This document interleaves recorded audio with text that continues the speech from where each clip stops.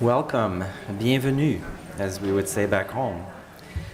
My name is Sil Trepanier, and I serve as the Region 9 Board Representative, which, oh, by the way, a region that is going to become eligible for board representation by the end of this year. So highly encourage anyone that's here from Region 9 to consider running. It's been an experience of a lifetime.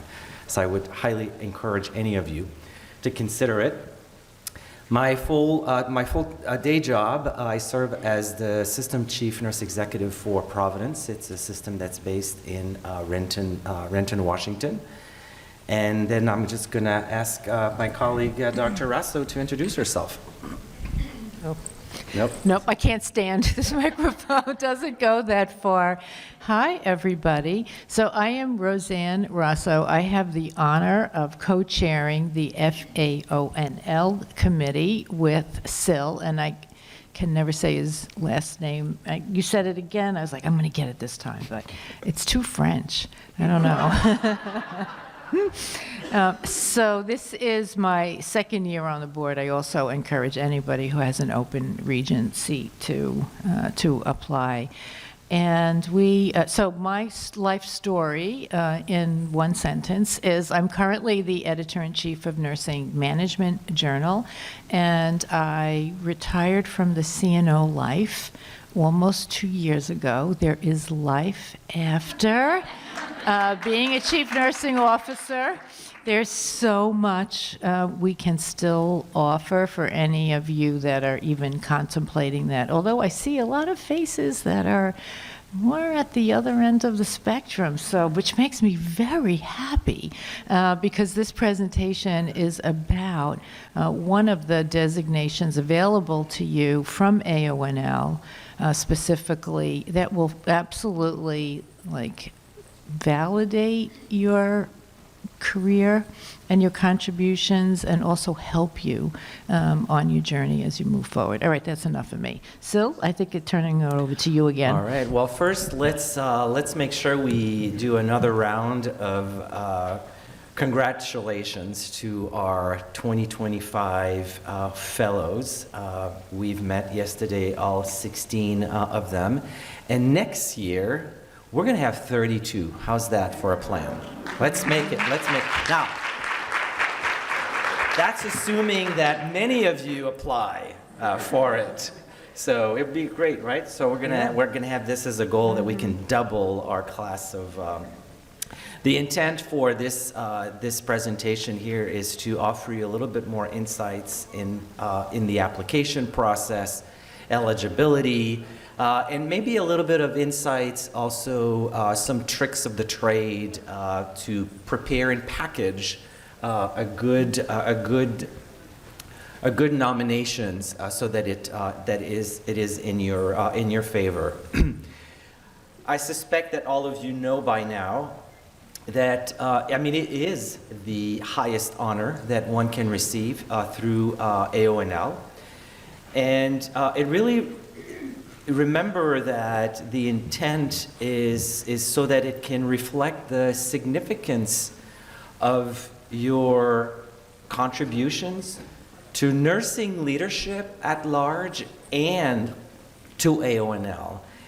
And there's a key word that I'm going to highlight in that sentence, and it's the word sustained contributions. And that's oftentimes where and we'll talk about that a little bit later in the presentation, but that's a place where people trip a little bit through their application process. This word is there very intentionally, and just be mindful of it and remind yourself of it as you prepare your package.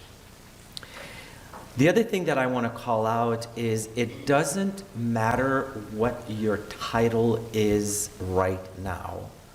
This is not about, it's only for those who are in XYZ position. It's not about your title. It really is about your contribution to AONL and to the nursing leadership field at large. There are some folks, quite frankly, who have done way more than I have in that space, and they've been in the same role, and it really doesn't matter what title they have. They've been able to really demonstrate sustainable and sustained contribution. So don't get hung up on that. So, and the reason why I'm saying this out loud is, we might be having the most common thing that Roseanne and I hear about is, well, I'm just a nurse manager, so I can't apply for that. That's not true. We have nurse managers who have done a significant amount of work, so don't get hung up on that. I am going to turn this over to Roseanne, where we're going to give you a little bit of history lesson on how the fellow nomination and designation came about.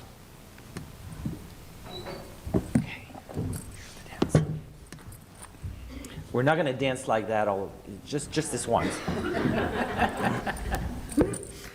All right, so from a history point of view, it's fairly recent. 2018, 2019 was the first class. And then in 2025, which is today, I heard Claire say 89 last night, but this slide says 90. One of those is true, I'm not sure. We're going to go with ours. Yeah. It's 90. But the groups are not huge every year, so it makes it very, very special, honestly. So I don't remember when it was shortly, it was COVID time, because it was a virtual conference and I didn't have the benefit of being on stage like you saw yesterday, which was pretty darn amazing, right? Okay, moving right along. How does this is what you're here for. You want to know, how does this work? What are the tricks? Like, how do you make this happen? So the application is open right now, and it goes through, I believe, early September. So you do have, this is only, April Fools. It's April.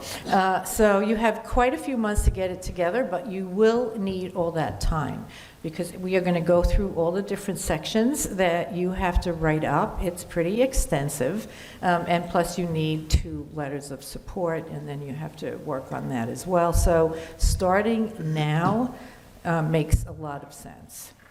Now, what are the eligibility criteria? And people do get hung up on this, that apply but don't meet these criteria. So first of all, I'm calling this the 135 system, and Syl was laughing at me this morning. So you have to have 1 advanced degree in nursing. All right, you have to have attended 3 AONL conferences. Now, if you attended any of the virtual ones when they were, was it 2 years they were virtual? That counts as well, but 3 conferences and 5 years of AONL membership. So that underscores what Syl was talking about in terms of sustained contributions and it's about AONL. It's about your leadership impact, and it's about your contributions to AONL and its strategic plan. So you need that amount of time to really be connected to the organization. Okay, so I know this is a little small, but you do have the slides. So let's go through the criteria. First of all, the first section is called Leadership Evolution in the application. And I forget how many words this is. It's one of the shorter ones, like 200 words or maybe 300. And it's worth 20% of your total score. And this is where you tell the story of your professional life. What it says, your leadership evolution, include, like your growth, include awards, things you've done you're proud of, which some of it you will expand on much more in the later section. So that's your life story in a nutshell. The next section is how AONL contributed to your leadership evolution. Now, I don't know about you, but for me, it was a significant piece of it. Joining AONL at the national and the regional level, getting involved professionally at the regional level made a huge difference in my leadership evolution, in terms of people I met and opportunities that opened and what I learned, all of that. So maybe it's attending a conference like this, like attending those AONL conferences, what you've learned, what you've taken back, what you've implemented because of what you've learned through AONL programs, conferences, relationships, offices that you've held, et cetera. So that's that section. It's only worth 10%, but I just made it sound like it was worth a lot more, right? But that's a 10% item. All right, the next one is your contributions and innovations to nursing leadership. I mentioned at the power session before, this morning, Yemi said, or was it? Yes, I can't even, everything's blending together. It was this morning. She said 70% of this audience, and there's 5,000 people in the audience, have innovated something. She was convinced of that. So I urge you, she told you to empty your cup and, really think about paradigms that make sense for you as opposed to what you kind of grew up with and thought you were supposed to do. Don't be humble at this time. This is not the time to be humble. The things you have done, and yes, we don't do things by ourselves. We may spearhead, but this is going to focus on your leadership, programs you've done, a care model change, a leadership development program. I don't know, there's millions of community work. There's so many opportunities that we all have and that we lean into. So take those and really run with it. This is a big section. I think it's 500 words. It's worth 20%. But this is your contributions to nursing leadership. The next section is contributions to AONL. And you may think, that's like an odd section to have, but this is an AONL fellowship designation. It's the highest honor to members. And so the strategic plan of AONL, workforce, advancing leadership, decreasing disparities, advocacy, how you contributed to that is really important. Now, being involved, everybody may not be involved nationally, and you don't have to be, but you may be on a committee. You may have been an officer at one point, whatever. But regionally, there's lots more opportunity, and that counts. Those regions are affiliates of AONL. We're all in this together. So regional offices, regional committee work, regional contributions, that all counts in this section. Roseanne said something that's really important here, and don't underestimate that. The number one thing that I would encourage you to do is you go back to the mission and vision and the strategic plan of AONL. Look at that, dissect that, start from there, and then identify places, things, stuff that you've done that directly supports that. That's kind of the key, one major key to success in your application process. Thanks for underscoring that. It really helps, and it will help you also to organize yourself. Okay, so the last section for writing is what your plans are for the future. So again, you want to look to that strategic plan. What are your goals for your own leadership growth and the growth of your teams, of healthcare in your community, of your organization? All of that counts. It may be running for office at AONL or running for office regionally. It may be, joining a committee. It may be getting another degree that you don't have and you want, or a certification that you don't have and you want. So all of that counts in future. And that's a pretty long section. I want to say that's another 500 words. So you really, you have to think about that. And again, tie it to strategic plan helps. 10% counts for how well you write. So after you do it, you want to do it in a Word document before you transfer it into the platform so that you can edit, have somebody read it, to edit, use editor, helpful things like write in Word, there's that editor function, try and anytime you write, and I'm an editor-in-chief, I see this all the time, and for myself, this is true. You write something, you put it down, you don't look at it for at least a day, and then go back and read it, because otherwise you miss things. So I would recommend you do that. Okay, next, you need your CV. There's requirements, you'll see it in the application of what it has to include, but it's the usual work history, degrees, etc. Maximum of 10 pages, so you have to get it, in case you're one of those over 10-page people, you have to get that down to 10 pages. 2 letters of support. This is important. Those support letters have to really advance a little more what is in your narratives, really support them. And they shouldn't both say the exact same thing. So you want your supporters to, one may be focusing more on professional organizational accomplishments, and the other one focuses more on accomplishments within your work life. You can decide with your sponsors, but they should support what you're saying. All right, there is an application fee. Oh, here's the date, September 5th. All right, I think I'm on for the next one too, or maybe another few.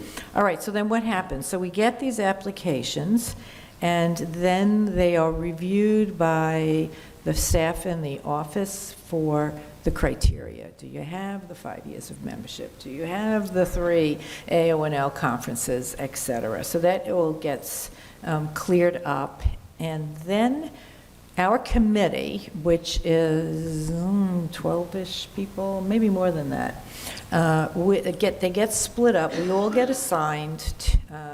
Each application is reviewed by 2 people independently. And we go through the scoring that I just showed you, and it gets scored. And then there's a process where if there's one that's a yes, I recommend, and one that I don't recommend, then it goes for a 3rd review. We end up doing a lot of the 3rd reviews. And then we have a committee meeting to really talk out any of the ones that are on the fence or in the gray area. So it's a very, very robust process. And the decision is final. So there's no appealing. Whatever the decision is, you got to live with it. And then apply again next year in case for some reason. And we're really not allowed to talk to you about it or any of that. This is all, behind the curtain. To that end, we oftentimes get asked if this is a blinded peer review process. It's not. But here's what happens just before that is when we get together as a committee, we have a list of who all has applied. And this gives us an opportunity to excuse ourselves from reviewing someone's application, for instance, for one reason or another. It's not uncommon over the last 3 years that I've been 4 years that I've been part of this committee where I would have somebody within my own organization, that applies for it. Well, that's one way for me to excuse myself. So we do that at the onset, and then after that, it's not blinded. Yeah, that's a good point. Thanks for reminding me of that one. Okay, then I do want, this sounds hard. So there is opportunity for mentorship.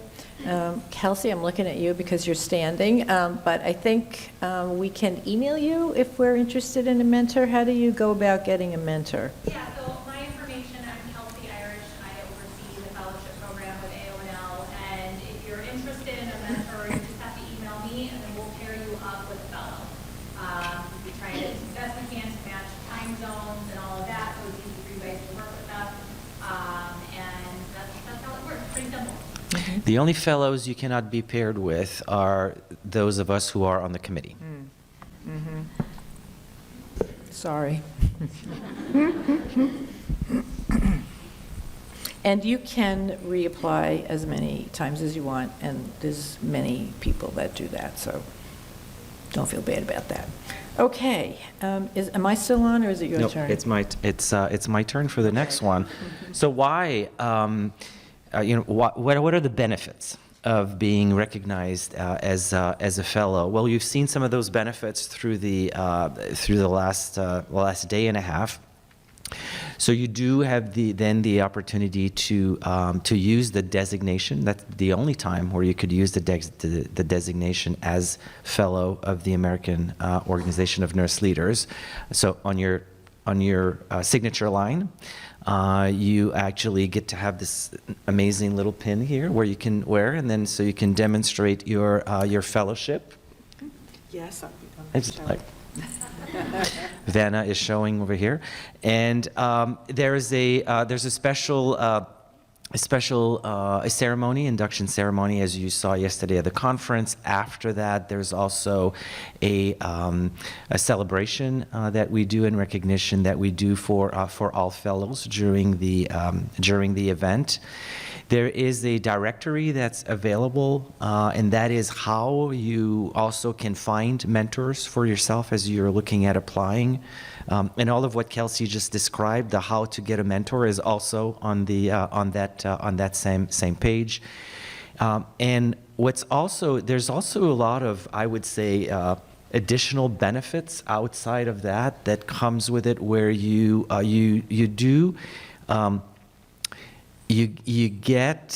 get pinged, if you will, you get tagged, you get some opportunities, both perhaps within your own healthcare organizations or outside of healthcare organizations, where there are some leaders and nurse leaders out there, whether they are members of AONL or not, that they actually pay attention to those that are fellows of this organization, that may reach out to you for certain things, whether it's speaking engagements, whether it's mentoring and the like. So there's a lot of fringe additional benefits that comes with it that are not AONL benefits, per se. Anything else you'd want to add there? No, I think you covered that. Okay. You do. There's only 90 of us in the world, so it is a special fellowship, and people will tap on you for help because they think you're pretty cool. So here's the timeline. We talked about it, but let's just remind ourselves. So opened, it closes on September 5th. We give ourselves 2 months, 3 months-ish to evaluate. We do the notification in December. And then we ask, there's direct notification to you all first, where we ask you, congratulations, and try not to tell the world, which is really hard for a bit, until the official announcement, goes out. And that's out of, respect for the entire cohort, so that, news doesn't get ahead faster than it should. And then obviously the induction ceremony. So next year we expect to see all of you, regardless of the outcome, but we do expect to see all of you in Chicago, so we can celebrate together. And Kelsey, I don't know if you heard this or not, but I did challenge everybody. I said we had 16 this year. Since all of you will be applying, I would expect that it's going to double at least next year, which would be, let's make the 2026 class the biggest class ever.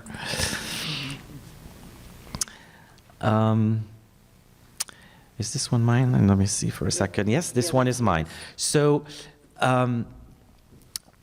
when you think about your narrative, the main point of this slide, which we understand you can't read that, it's not intended for you to to read from there, that's for sure, is really it's important to tell the story, and it's important that the story that you tell in your narrative matches your CV, and it matches the letter of recommendation. It certainly shouldn't contradict each other, that's for sure.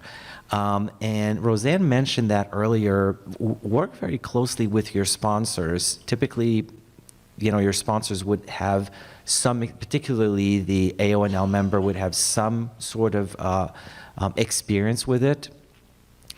And you want to make sure that you all tell the entire story together, and then there's conversation between the sponsors. Like one suggestion that I might have is don't do this work in isolation and all asynchronously. Like get with your 2 sponsors, do a meeting with your 2 sponsors, talk about it, put a plan together. I'd love for you to highlight this. I'd love for you to highlight that, or even ask them, what did you see in my CV that you would like for, you would suggest that we tease out, so that you devise a plan, and then it's very clear who's going to be supporting which part of your story.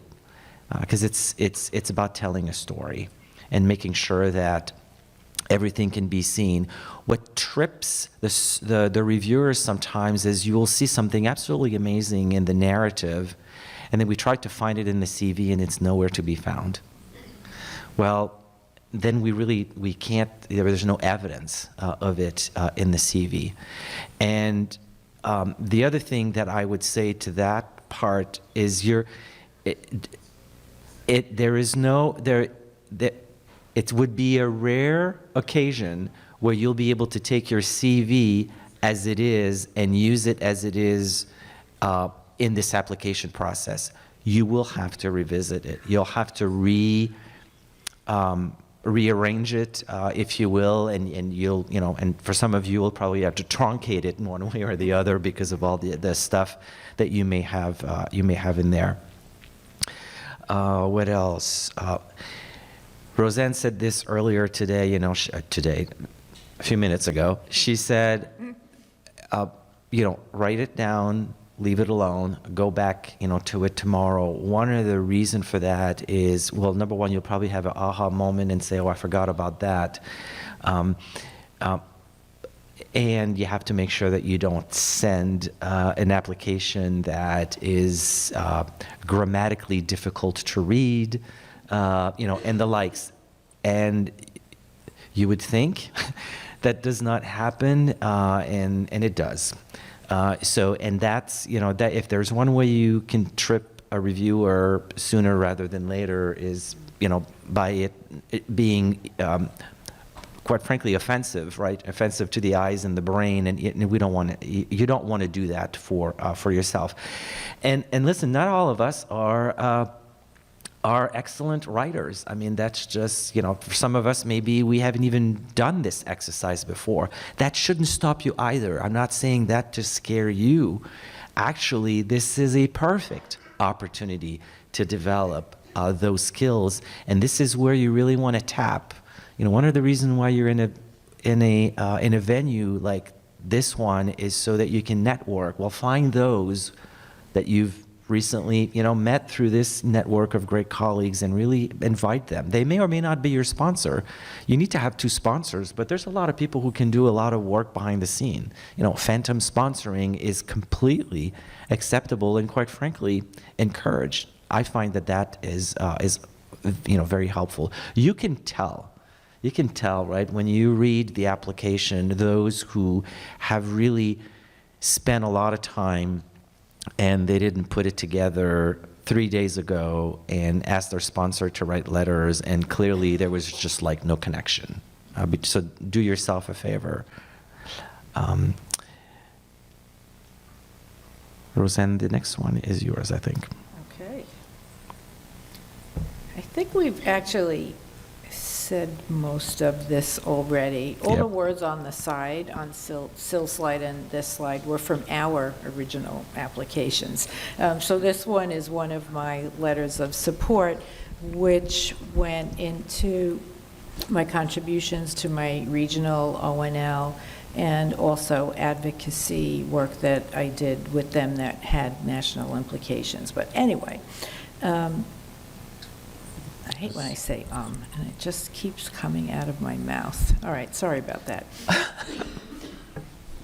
All right, what have we not talked about? I think we're good. We hit probably can this. skip to the tips and suggestions, which is the next one. I agree with everything you said about having a meeting with your 2 sponsors and really coordinating who's doing what. And you want your sponsors to have your first drafts and your CV ahead of time, before that meeting that you have, so that everybody is well prepared. And this concept of phantom sponsors, I call them readers. So I had, readers who like read through the work and read through the sponsor letters just to make sure, and had the CV, to make sure everything is cross-referenced. You can find in my narratives and in my CV and in the sponsor letters, like it all connects. That connection to the CV is important. All right, is next just for questions? Tips. What did we not do here? I think we have covered all of this. Okay, so, we have more tips. I like number 3. Do not make the reviewers work. Be clear and focused. It's true. Like, we want to be able to read and don't just bullet out things. Like, really put a beautiful narrative to it, honestly. I would advise don't bullet within your work. So it's formal, and it's all about you. It's a very, very, very self-reflective process. So that's what we had to share with you all today. I suspect that some of you may have some questions, anything we didn't talk about that's still top of mind for you that you'd like for us to address. I have a question. On the 5 years of AOL membership, does it have to be consecutive? The question is, sorry, whether the 5 years of membership have to be consecutive years. They do Okay. not. Nope, any 5 years. Same thing for attendance at the conference. You may have had a gap in between. As long as you have 3, it's all good.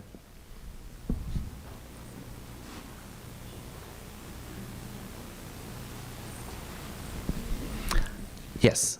Do you have any kind of approval rate of the applications that you get? Is there any data about that? We don't. Number one, because we don't have that long of a history, but even at that, it could change drastically from one year to the next. I'll just add, we do have people every year that don't make it past the initial first round because they don't meet the basic requirements. So please, please, please, before you go through all that work and pay the application fee, check to make sure you have the membership, check to make sure you have the attendance at those annual conferences, because it's heartbreaking to go back to those people and say, you need 1 more year here or 1 more year there. But it happens every year, more than one person every year. So people really do get hung up on that. With the letters of reference, is it okay to use one that is not a nurse, but someone who works in healthcare? Yes, that's fine. So as long as one has to be a member of AONL. The other one, the only criteria is that one of them also has to be from outside of your work setting. But it can be any discipline. Does that person, you never work with them, or just they're currently not working in the same? It currently are not supporting you. If they've worked with you in the past, that's fine. We don't have a time limit on that, but as I say this out loud, maybe we should, because there could be circumstances where, you just worked with them a month ago. That's kind of a gray area, right? But technically, in the application process, it's not there. So it's note to self there. Just curious, how many applications do you get? I can say, it's increased obviously over the years. I think this last cycle we had around 30. It varies year to year, but. Now, don't do the math on 16 divided by 30, right?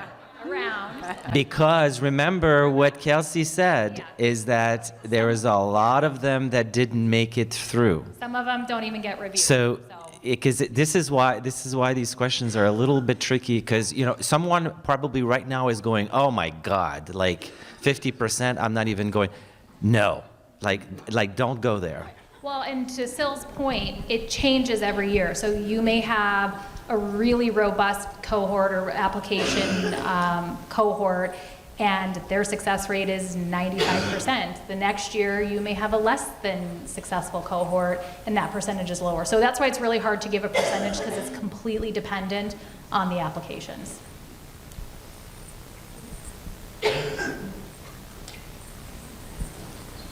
Yes. You said regional work is also counted. When you said regional, do you mean your state association? Could be your local chapter too, doesn't have to be, Okay, great, thank Yep. you.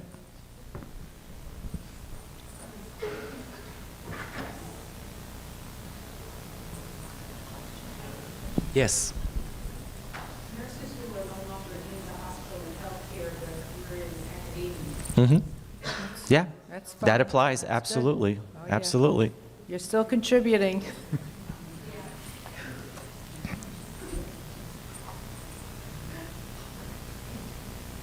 Well, hopefully this session was helpful for all of you. We're going to stick around for a bit. We can answer any additional questions you may have. And if there's something that you expected us to cover and we didn't, and you don't feel comfortable saying it in front of the group, please come up and let us know so we can adjust